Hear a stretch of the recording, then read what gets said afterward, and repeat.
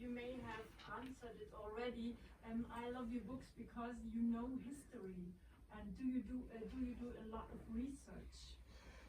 Yes, well, I don't, it doesn't always feel like research because I do enjoy history and science so much. What it oftentimes, in fact, what often happens is that research is more fun than writing.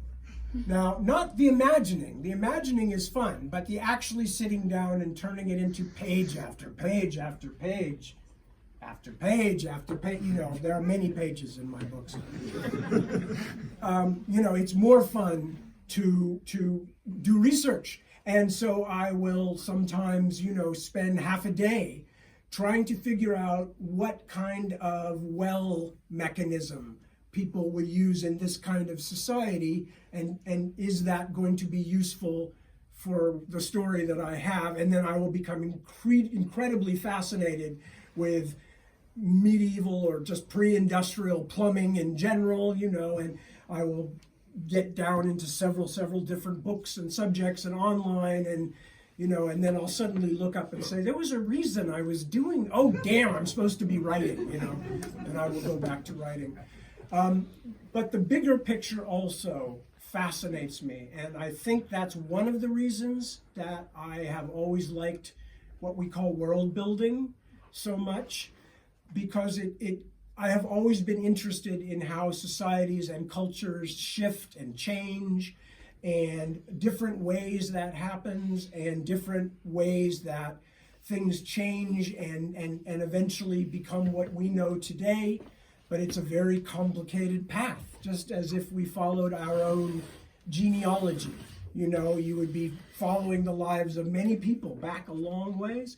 Same thing with cultures. You don't have to stand up, so. No, but I can't see people. I know, that's why I'm standing up And too. so with a bit of leaning on, I'm fine. I'm much better. You lean on, Yeah, girl, lean on. I do. So yes, and increasingly as time has gone on, I find myself also not as happy reading fiction as I used to be. Not because the fiction is not good. You know, fiction, like all the arts, there are wonderful things happening, you know. But in the case of fiction, for me, it's because first of all, I have to do a lot of research.